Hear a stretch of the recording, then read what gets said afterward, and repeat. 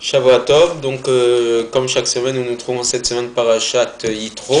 Donc en tant que Parashat Yitro, bien évidemment, ça interpelle déjà plusieurs événements que je développerai en quelques mots.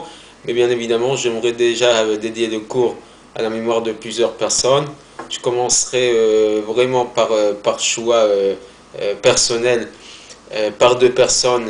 Déjà mon grand-père Messaoud Ben Rika, dont c'était le Yortzai, donc l'anniversaire de deuil de l'Asgir, comme on dit chez nous en Algérie, dans la semaine dernière, Parashat Béchalar. Donc je rectifie un oubli. Bien évidemment, un maître à penser qui est Rabbi Yosef Yitzhak Ben Rabbi Shalom Dover de Lubavitch, puisque hier Shabbat, c'était Yud Shvat, le 10 Shvat, le jour de sa disparition en 1950, et ce qui était aussi un an plus tard, 1951, le jour où le rabbi Menachem Mendel Schneerson a accepté le leadership du mouvement Chabad avec toutes les implications que l'on connaît pour la suite à donner à ce mouvement.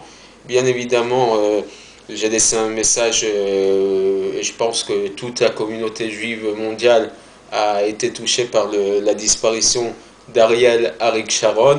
Je ne connais pas le prénom de sa mère, mais on le connaît tous. Et religieux ou pas, c'est une personnalité qui a marqué la communauté. Donc, bien évidemment, je pense beaucoup à cet homme, à ce grand homme. J'aimerais dédier le cours aussi à la mémoire d'Henriette Batmecha, une femme qui aurait eu 100 ans dans 2 mois, qui nous a quittés il y a une petite semaine, c'était aujourd'hui les Shiva, donc l'anniversaire de la semaine de deuil. Deux autres personnes dont c'est aujourd'hui encore des Shiva, donc ce soir et demain, la journée de lundi, c'est déjà Kouka Batkamuna, dont je fais un grand coucou à toute sa famille, des gens que j'ai beaucoup appréciés.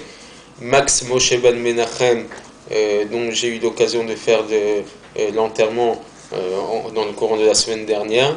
Bien évidemment, Myriam Batester, dont on m'a demandé bien évidemment de rappeler sa mémoire.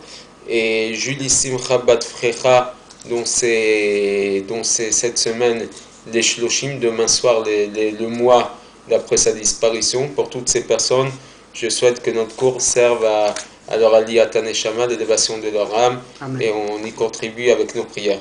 Pour la refoua shelema, j'aimerais dans un premier temps demander pour une femme dont c'est très urgent. J'ai reçu le message de son fils il y a quelques minutes à peine.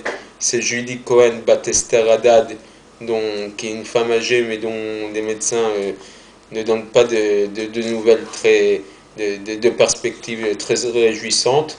Chaim Michael Ben Rivka, qui est le fils de notre cher ami Aaron, qui nous a quittés tragiquement il y a quelques semaines et qui lui-même est dans un état assez compliqué.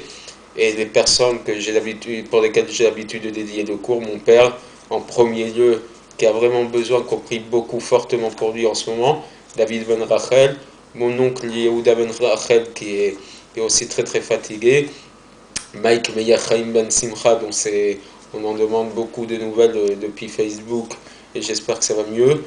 La tante de Serge Touna Batester, son père Shalom Ben Abraham, bien évidemment Chamouz Ben Rachel, son oncle, Eliaou Ben Shlomo et Moshe Ben Abraham. Pour toutes ces personnes, qu'Akadosh Baruch Hu leur accorde une grande refoua shema. Donc comme je l'ai dit, nous sommes dans la paracha d'Yitro. Chronologiquement, d'abord la paracha d'Yitro va nous parler des 10 commandements. Ça va être le sujet essentiel du cours.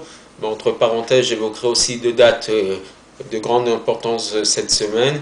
D'abord, mercredi soir, Tu Bishvat, la journée de jeudi, donc le nouvel an des arbres effectif, bien qu'il y ait une discussion dans le Talmud, quand est-ce que l'on doit fêter le Rosh Hashanah l'Ilanot, le nouvel an des arbres. Il y a 2 avis, il y a l'avis de Beth Shammai qui devait être à Rosh Chodesh Shvat, donc il y a une dizaine de jours, et nous on suit l'avis effectif de Beth Hillel qui est le 15 Shevat, donc qui tombera la journée de jeudi. Et jeudi soir, bien évidemment pour nos amis tunisiens, comme je l'ai dit à la base, c'est ce qu'on appelle la Seouda Titro, la Seouda, la fête des garçons, d'accord. Donc c'est un moment de très grande de très grandes réjouissances dans le monde tunisien. Mais on connaît Yitro surtout par le fait que c'est dans cette paracha que les Béné Israël vont recevoir à Seret Adiberot les 10 commandements. La raison pour laquelle c'est la paracha, c'est Yitro qui a mérité que dans sa paracha on reçoive les 10 commandements, alors que c'était un homme idolâtre à la base, un prêtre qui a connu toutes les idolâtries du monde avant de connaître le Dieu d'Israël, mais parce que Yitro, justement, après avoir connu toutes les formes d'idolâtrie du monde, qui est venu à reconnaître l'unicité d'Akadosh Baruch Hu, il a mérité donc d'avoir son nom dans la paracha où on évoque le moment le plus saint, le plus fort du peuple d'Israël, peut-être dans tous les temps, et sûrement dans tous les temps, effectivement dans tous les temps, la Seret Adiberot, et en plus qu'il a été un très bon conseiller pour Moshe Rabbeinu, comme on va le voir dans la paracha de la semaine, au moment où Moshe Rabbeinu était en train de juger tous les problèmes, tous les litiges qui existaient au milieu du peuple d'Israël, il lui a conseillé de ne juger que les problèmes les plus importants et de laisser des litiges de moindre importance à des personnes qui s'occuperaient des petits litiges selon leur capacité, selon leur force. Et donc il a proposé à Moshe Rabbeinu de juger que les gros problèmes. Et par rapport à tout ça, on a décidé de lui donner ce droit et ce mérite, ce privilège d'adopter la paracha d'Aseret Adiberot des 10 commandements. Mais lorsqu'on s'arrête sur les 10 commandements, il y a évidemment énormément de choses à dire, mais juste deux choses que j'aimerais évoquer. Dans les 10 commandements, on sait très bien que les 10 commandements se divisent en deux parties. Il y a les 5 premiers commandements, puis les 5 suivants. Lorsqu'on voit les 10 commandements, on se rend compte que les 5 premiers commandements sont des commandements qui sont Ben Adam Lamakom, des commandements qui sont en action, en rapport entre l'homme et Akadosh Baruch Hu et Dieu. Les 5 suivants sont des commandements Ben Adam Lachavero, qui concernent l'homme et son prochain. Tu ne voleras pas, tu ne tueras pas, tu respecteras ton père et ta mère, etc. Mais le 5e commandement, qui est le commandement du respect des parents, tu respecteras ton père et ta mère, fait en vérité la jonction entre les commandements d'ordre de l'ordre du respect d'Akadosh Baruch Hu, donc Ben Adam Lamakom, avec ceux qui sont Ben Adam Lachavero, la jonction avec les commandements envers les humains, parce qu'en vérité, lorsque l'on a le respect des parents, c'est quelque part sous-jacent que l'on a le respect d'Akadosh Baruch Hu, puisque Akadosh Baruch Hu nous ordonne de respecter ses parents qui sont une autorité supérieure sur nous, et donc en respectant ses parents d'une manière bien évidente, on doit respecter ceux qui ont une autorité sur nous, et donc par ricochet le respect très profond d'Akadosh Baruch Hu. Mais lorsque on parle de toute cette situation de recevoir la Torah, premier commandement, c'est Anochi Hashem Elokecha, je suis l'Éternel ton Dieu qui t'ai fait sortir d'Égypte. Or, le terme d'Anochi, ce n'est pas un terme hébraïsant. Le mot Anochi n'est pas un mot hébreu. Si on avait voulu dire je suis l'Éternel ton Dieu en hébreu, on aurait dit Ani Hashem Elokecha. Je suis Ani, donc la forme utilisée aujourd'hui, même dans l'hébreu moderne, je suis l'Éternel ton Dieu. Anochi forme les contractions de 4 mots qui sont Ana Nafshi Ketavit Yavit. Moi, mon âme, c'est Akadosh Baruch Hu qui parle, mon âme, je l'ai écrite et je te l'ai donnée. C'est une forme contractuelle d'acceptation qu'Akadosh Baruch Hu règne sur nous. Or, ce mot d'Anochi est un terme égyptien. Comment le mot le plus kadosh, le plus saint de toute la Torah, puisque c'est le mot par lequel on commence les 10 commandements et par lequel on accepte Akadosh Baruch Hu sur nous, d'accord, commence par un mot d'ordre de langue étrangère, et pas seulement étrangère, mais de l'ordre d'une langue qui est complètement opposée à notre culture à nous, la langue égyptienne. On aurait dû dire Ani et pas Anochi. D'accord. Pour répondre à ça, il faut d'abord comprendre, ce qu'a révélé et quel a été le but de tout le dévoilement d'Akadosh Baruch Hu sur le mont Sinaï. La Torah n'a pas été donnée seulement pour préserver la sainteté du Lashon HaKodesh, de la langue sainte, d'accord, la langue juive. Parce que sinon, on n'aurait pas eu, il n'y avait pas besoin de la force extraordinaire du don de la Torah sur le mont Sinaï. Akadosh Baruch Hu, il est descendu sur le mont Sinaï justement pour permettre d'élever, de sanctifier les choses les plus basses et les plus matérielles possibles, comme le langage égyptien. Comme le Midrash nous le dit, que tant qu'on n'avait pas reçu la Torah, tout ce qui était supérieur, donc de l'ordre de la spiritualité, restait dans les mondes supérieurs, dans les mondes célestes, et tout ce qui était matériel restait en bas, dans les mondes matériels.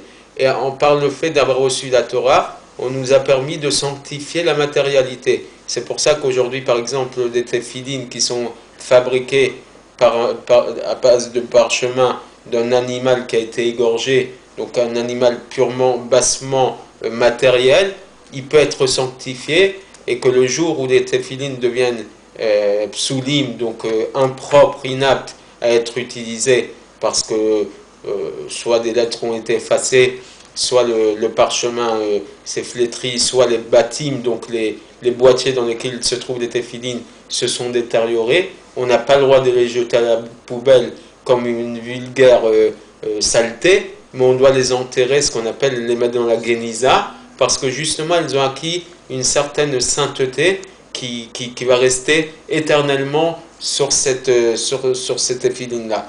Même avant Matan Torah, même avant le don de la Torah, ils ont étudié, ils ont appris la Torah.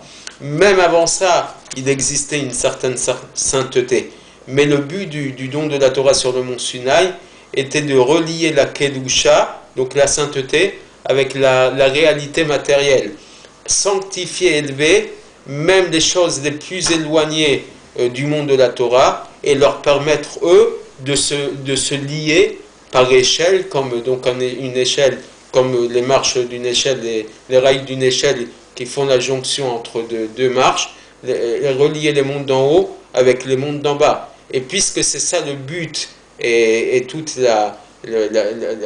l'absoluté du don de la Torah, la chose s'exprime dès le premier mot de la Seret HaDiberot, des 10 commandements, pour donner justement la force de relier un langage égyptien qui donc symbolise le niveau le plus bas qui existe sur terre, avec la plus grande Kedusha, avec la plus grande sainteté, qui est Akadosh Baruch Hu lui-même. Le Rabbi de Lubavitch avait trouvé un très bel exemple au moment où il avait expliqué que dans les années 80-90, il avait été, le Tanya, donc qui est le livre de référence du chassidisme Chabad, avait été même traduit en braille, donc en langage compréhensible pour les aveugles, d'accord, justement pour montrer que dans toutes les langues, le Tanya avait été traduit, mais qu'on le traduise même en braille, même pour des gens qui ne comprenaient pas toutes les langues, qui ne pouvaient pas lire toutes les langues qui existent sur cette terre, c'était une nouvelle évolution, une nouvelle manière de montrer que justement on pouvait adapter la Torah, donc les enseignements les plus saints, dans toutes les langues du monde. Et le braille n'est pas une langue qui est moins importante qu'une autre langue, mais il en avait trouvé un symbole et un signe très significatif du fait que la Torah se traduisait dans toutes les langues du monde, et même en braille. Akadosh Baruch Hu accepte de s'habiller dans ce langage égyptien, donc dans ce terme d'Anochi, pour nous enseigner que le chemin pour arriver vers Akadosh Baruch Hu passe précisément par les choses les plus basses et les plus légères. Plus l'étude de la Torah et de la prière sera grande et importante, et même si l'étude de la Torah tant que l'étude de la Torah et la prière plus importante soit-elle, va rester limitée de par la compréhension et de par des capacités limitées de l'être humain. Par contre, Akadosh Baruch Hu lui-même, on y arrive par le fait que les Mitzrayim Yeratem, le fait qu'on soit descendu en Égypte. C'est d'ailleurs après c'est la sortie d'Égypte qui a permis que le peuple d'Israël prenne son identité de peuple d'Israël. Et c'est justement parce qu'on est descendu au niveau des plus bas, aux 49 degrés d'impureté, et qu'on s'est préparé pendant 49 jours, les 49 jours du Homer, pendant les 50 jours, jusqu'au 50e jour, qui est le jour de Shavuot, le don de la Torah. Donc c'est en étant descendu vers les choses les plus basses qu'on peut monter vers les niveaux les plus hauts. Migra Rama, les Bira Mikta, comme le dit le langage chassidique et le langage mystique et kabbaliste. Akadosh Baruch Hu descend on fait descendre Akadosh Baruch Hu des sommets des plus hautes vers le puits le plus profond. Et c'est précisément quand le juif sort des 4 coudées, donc des barrières de la Torah et de la prière, et qui se préoccupe dans des choses matérielles selon le comportement de la Torah, qu'il va arriver vers Akadosh Baruch Hu lui-même, et qui va remplir la volonté et le but essentiel de la création et du don de la Torah. Sinon, Akadosh Baruch Hu n'aurait pas eu besoin de créer ce monde. Et c'est pas pour rien que le juif étudie la Torah, prie et qu'il fait des mitzvot.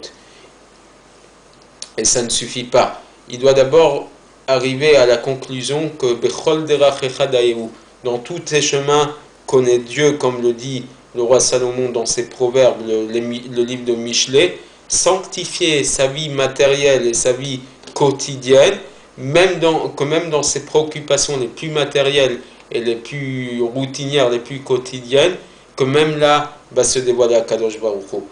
Et il faut savoir que ce n'est pas un petit détail, un détail secondaire, mais que c'est comme ça que s'exprime le but de la Torah entière, et c'est que comme ça qu'on peut s'attacher avec Akadosh Baruch Hu lui-même, Anochi Mishanochi, Akadosh Baruch Hu, l'essence même de Dieu. Et c'est pour ça aussi que la Torah est comparée à l'eau, d'accord? Oy kol sameh lechulemaim, dit le prophète, que tout celui qui a soif aille à l'eau, d'accord? Que tout celui qui a soif aille boire de l'eau. L'eau fait référence à de la même manière que l'eau va passer par des chemins les plus bizarres, les plus inattendus pour couler, pour retourner vers sa source. Akadosh Baruch Hu décide que sa Torah se dévoile dans les endroits même les plus bas. Et c'est pour ça que les Lubavitch, notamment, ont été envoyés dans les endroits les plus reculés du globe.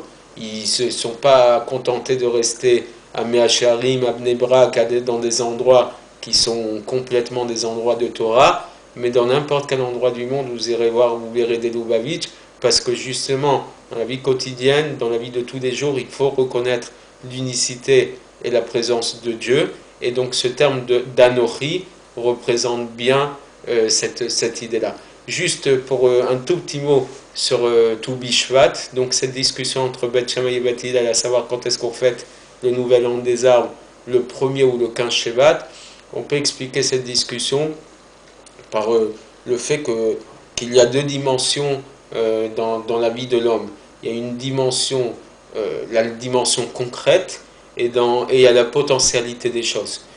Dans la potentialité des choses, quand est-ce que le monde il est jugé? Le jour de Rosh Hashanah. Le jour de Rosh Hashanah, l'ensemble de la création a été jugé. Et comme il faut 4 mois pour qu'un arbre commence à donner des résultats, donc depuis Rosh Hashanah jusqu'au premier jour du mois de Shevat, ça fait 4 mois. Et donc la vie de Beth Shammai, c'est qu'on voit les choses en leur potentialité. Potentiellement, l'arbre aussi est jugé le jour de Rosh Hashanah, comme l'ensemble de la création. Et concrètement, 4 mois après, c'est Rosh Chodesh Shevat. D'après Hillel, pour qu'un arbre puisse donner des fruits, il a besoin d'une chose essentielle qui est cette eau, l'eau qui va le nourrir et qui va l'abreuver, qui va lui permettre de donner des racines et des fruits.